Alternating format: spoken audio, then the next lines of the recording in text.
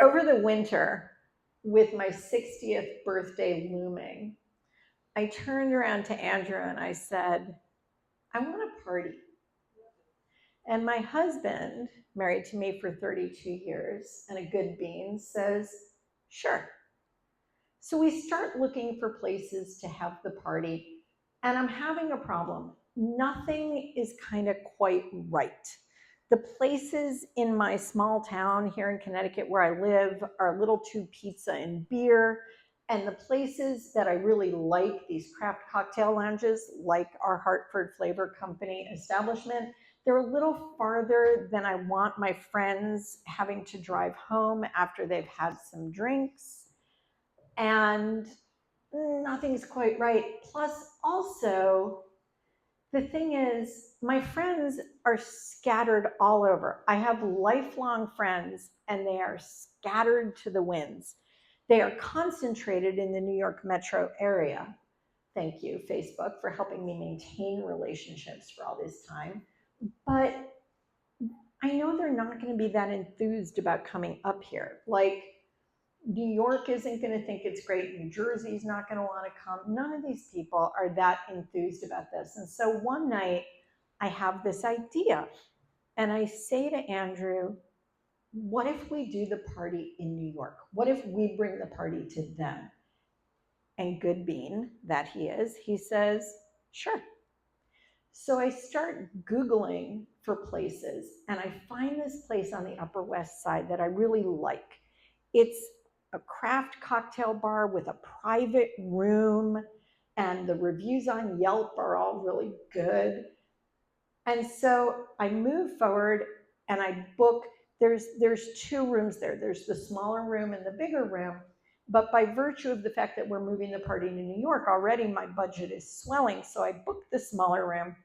And now I talk to my friend Julie and I say, but I got to think a little bit about the guest list. Like, I don't think I can just invite everybody. And she knows everybody I know. And I'm trying to figure out how I'm going to do this. And she says, just invite everybody. She says, when it all happens, you're going to be so glad to feel the love in that room. And I think to myself, well, what could go wrong? Because they're not all going to be available that night anyway, right? So I designed some internet invitations like on Canva, and I get them and I send them in the mail like a real invitation. Remember those? And I wait for the RSVPs to come in. Now, Jonah is in London, so I know he's not going to be able to come. First, I tell Emily, I don't want to pay for a hotel room for you and Nellie, so you're cut. But then I decide, really, I want Emily and Nellie there. So now Emily and Nellie are coming. California and Seattle cannot come, but everybody else is coming. Everybody else. Even my friends from Connecticut. When I made the decision to move the party to New York, I figured that's going to be a problem for Connecticut, but like, I'll make it up to them somehow. We'll do something at the house or whatever. Connecticut is psyched for a weekend in the city. New York is psyched for like an open bar on the Upper West Side. New York and New Jersey, New Jersey and Long Island, they're driving in. The Hudson Valley is taking the bus. Syracuse is taking the train. Vermont is flying in. Everybody's going to be there. I call the venue and I moved to the bigger room. Now my venue, my budget has swelled yet again. And I sheepishly mention this to Andrew, who goes, okay. And we plan for this party. But something strange starts happening to me. I'm not sleeping very well at night, which is not usually how I roll. And I'm having two problems in all of this. One is the budget has like quadrupled on this party. And I am nothing if not conflicted about money. My mother, my father's been dead 10 years. He was a very frugal man. He sits on this shoulder. My mother sits on this shoulder. She says, Spend that money, you could die tomorrow. My father sits on this shoulder and says, don't you spend that money, you could never see another dollar again. But the bigger problem is I am reconciling myself to the fact that people are about to go to great effort and expense to celebrate me for no reason other than I have asked them to.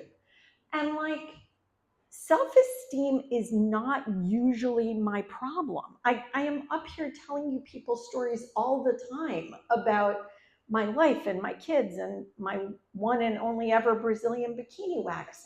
I don't have a problem being the object of attention, except in this moment I do.